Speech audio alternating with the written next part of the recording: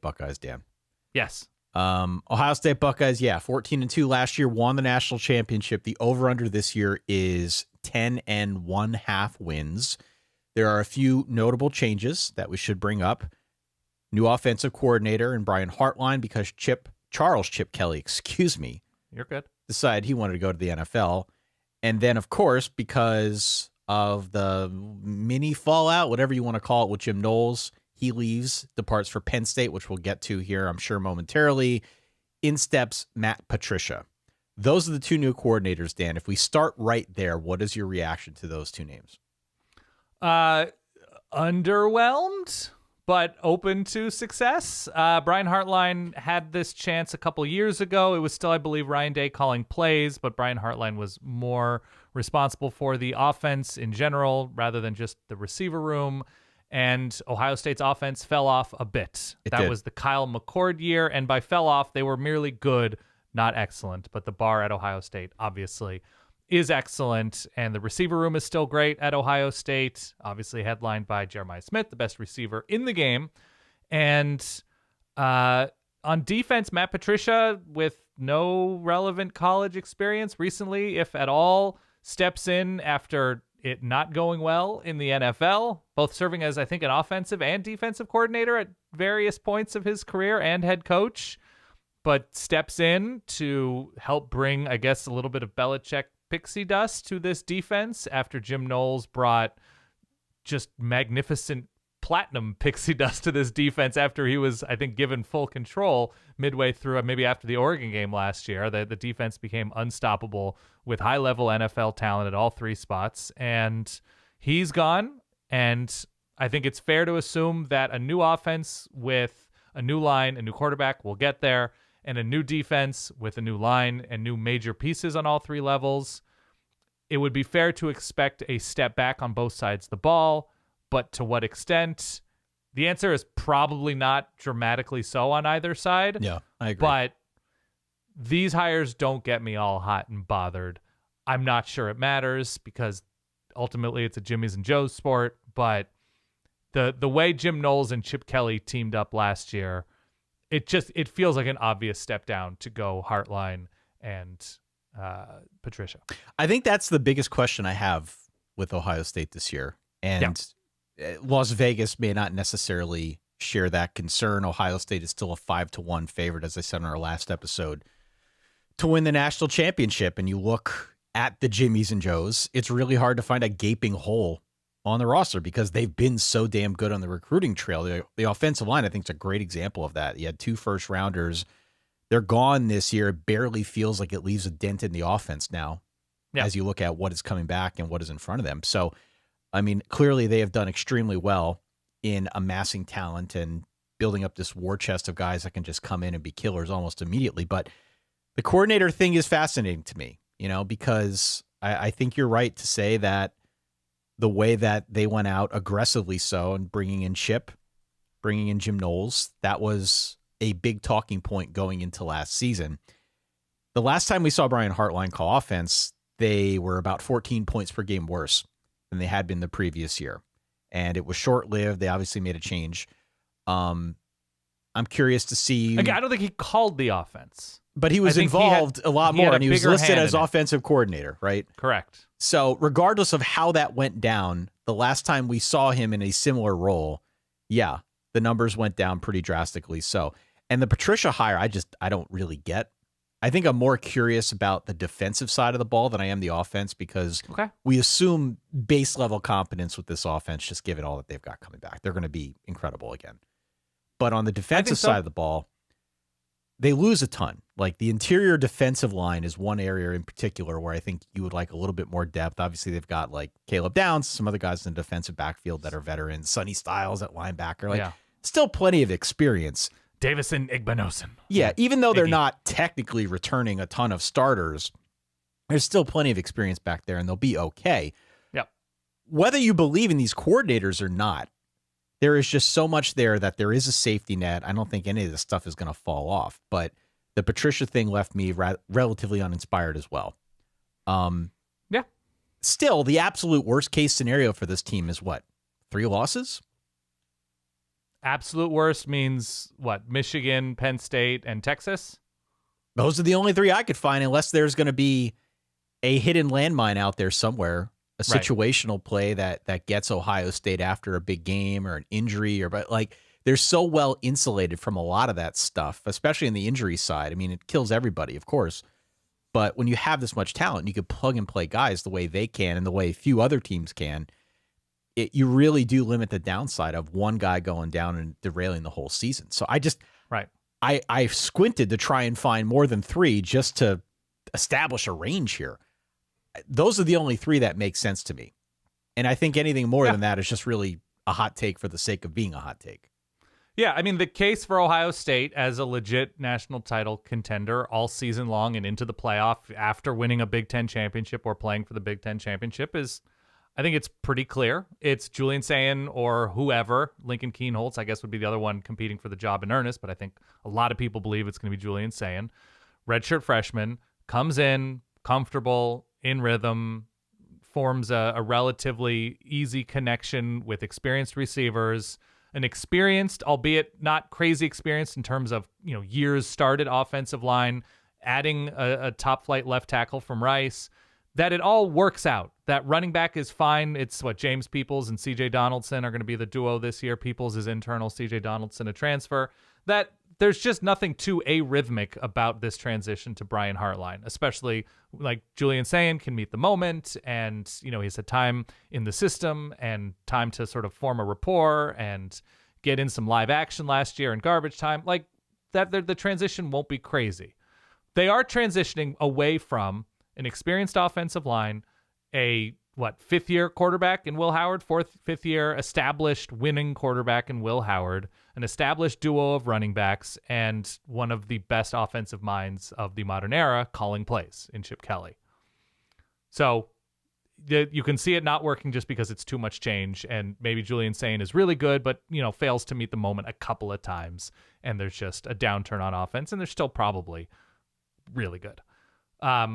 Defense, I think, is where the concern is realistic, because basically they needed to score like 13 points in the back half of last season to win games. The defense fully dictated everything, and the offense being good was a nice cherry, but the defense was so lights out in dictating what offenses could and couldn't do and keeping them behind the sticks and putting so much pressure on teams. With that experienced defensive line, with the experienced linebackers, the experienced secondary, Jim Knowles just had so much he could do. He had so much in his bag that he could work with. And it's just different this year. There's rotational guys stepping in along the defensive line, a couple of transfers. Sonny Styles is going to be a very good leader.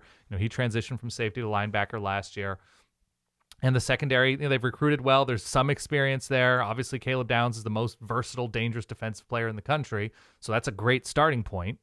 But if we're going to talk about it on previous conference previews, there's a lot of variables at play, right? You want to minimize the variables short of recruiting like Ohio State has for the last 5 years. So you can go through the schedule if you'd like, but I think the way it doesn't work out is both sides of the ball are merely good and they go 10-2. That's a pretty good number for not working out. Oh my God, you would take that 1,000 times out of 1,000. Yeah. I think I wanted to pose this to you because I was kind of grappling with this as well. And it's kind of a rhetorical question because I know the answer, or at least I know how I would answer it. But how would you define the challenge this year for Ohio State? Is it a season that, again, will be dictated by how well they do in the playoff? Or is it, again, this albatross hanging around Ryan Day's neck about needing to beat Michigan? It's a better Michigan team now. And the game against Michigan this year is in Ann Arbor. So the situation was there for them last year of all years to finally get the monkey off the back and take out Michigan. They couldn't get it done. Now this year, Michigan we'll talk about Michigan here in a bit. Michigan has clearly ramped up, has gotten better across the board. And the game being in Ann Arbor makes it inevitably a little bit harder. So if you're an Ohio State fan, if you're looking at this maybe just as a third party, is success this season truly just getting back to and winning the national championship, or is it beating Michigan? It's beating Michigan and winning probably one or two playoff games. I think if you were to give Ryan Day truth serum, he would say we are using 2025 to see exactly what we have to get valuable experience and make a true run in 2026. When you have a redshirt freshman quarterback, first-year coordinators, working in a new full-time with experience offensive line, I think you can tell what a coach and a program believes with how active they are in the portal, how much they're spending in the portal. And Ohio State spent a little bit. I think the left tackle from Rice is a big deal that they went after to sort of fill that hole and shore things up on the outside of the offensive line. But they didn't strike me, and Max Clare's another good name. Sure. But I think you're looking at 2026 with Jeremiah Smith's final season, with Julian Sayin having a full year starting or whoever under their belt, working in a lot of the youth this year to get them valuable experience. Look, Ohio State, the goal is always to win the national championship. But in terms of how this roster is constructed and how many variables and how, I don't think behind the scenes they're saying it's championship or bust given the changes. That's all. So, which, by the way, to make the playoff. You could have said that last year with all they spent on their roster last year. Last year was championship or bust. Yeah, of course. Last year they pushed everything in the middle. It was a big talking point before the season. It's part of why Michigan beating Ohio State was such a big deal. It was a huge upset in its own right, but just knowing the stakes for Ohio State, I think flared that conversation up, made it even louder. They had to get it done in the playoffs, and to their credit, they learned a lot from that experience against Michigan, and they were able to circle the wagons, find kind of the version of themselves that I think we were all afraid of going into the year, and they just ripped through everybody in the playoffs. So I give them credit for that. It'll be interesting to see if they're able to build on that momentum at all as we enter this new season, as you said, with so many new variables. They will not have much of an opportunity to get the new guys broken in before the schedule heats up because, Dan, the biggest game of week one is Ohio State hosting Texas. Yes. First game of the year, right out of the chute, Texas versus Ohio State. That's kind of and for my money, and I know Notre Dame plays Miami, and I'll be interested in that. Ohio State, Texas is the marquee matchup. In the shoe, we'll see how these guys look. As you look through the rest of this thing, though, you've got those three big games, I think, spaced out at different points throughout the course of the season. You got the home opener against Texas. You're home against Penn State the first week of November, and then on the road against Michigan, obviously, to close out the regular season. Everyone knows about those games. The ones that I think I am at least intrigued by are some of the other ones that are mixed in. Ohio State should be better than all these teams, but at Washington, at Illinois, at Wisconsin, who knows? Maybe in some upside-down universe, a letdown look-ahead game against Minnesota. They play Minnesota a week after they're on the road against Washington, a week before they're back on the road against Illinois. I'm not necessarily expecting any of these to be losses, but with so much new, it's always a consideration when you're recording a show like this in mid to late July and you're just looking for those points of intrigue, especially with so much that's different. Yeah, I have no idea who, even like this year's version of last year's game against Nebraska would be, right? A clearly outclassed inferior opponent who keeps it weird and close late. My easiest, you point at the schedule, my guess is Rutgers. Oh my God! If Rutgers is you're so much higher on Rutgers than I am. Rutgers could go 4-8. I'm just saying situationally. Okay. Rutgers has a bye before that game, and Ohio State has Michigan the following week. That's all I'm saying. Oh my God! I think they're going to murder Rutgers, but fair point. Were they not losing to Rutgers 2 years ago at halftime? I understand what you're saying. I'm just not there at all. With this team. You're squinting, and the infinitesimally small crease between your eyelids is very small. But no, you're not wrong. And here's the other thing. I can say Ohio State's pointing to 2026 when they have more experience, when there's more lockdown in terms of what they know what they do and don't have. Nobody has this roster, depending on how you feel about Clemson. Nobody has a version of what Ohio State had last year this year. Not Alabama, not Georgia, not Oregon, not Texas, depending on how you feel about Clemson. But Clemson was not in the top 12 following the season last year, right? Correct. So, depending on how you feel about Clemson. So, I can say, Ohio State's pointing to 2026, but Nobody has that. So Ohio State might win a national championship with a clearly inferior team to what they had last year. Totally on the table. Yeah, I mean, it's, again, I'm splitting hairs by asking what is the goal of this team. When you have a roster like this, the goal is always to win the title, but sure, it is more nuanced, as I'm sure Ohio State fans would attest, especially given the Michigan undercurrent and how there is this burning desire to finally end that losing streak at 4. I've got Ohio State at 11-1. I don't think there's any chance they're beating Texas in week 1 with all they've got new. Of course, it shouldn't come as any great surprise if they do win that game, but I just don't see it. I like Julian Sayin. A lot of people have said glowing things about Julian Sayin. Right. I don't see him beating Texas in week 1, but I think they go on a run after that. I think they knock off Penn State when Penn State comes to town, and I do think they get the monkey off their back and knock off Michigan on the road to close out the year. If you go back and listen to the preview, the part 1 preview episode, I've got Penn State then getting revenge on Ohio State in the Big Ten title game, right? Which is how they would get to, I guess, 11-2, but they would still be a playoff team in that circumstance. Really, every circumstance I can find here, they're still a playoff team. I just don't see them not making it unless truly everything bottoms out and this takes like a Florida State turn, which it's not going to do.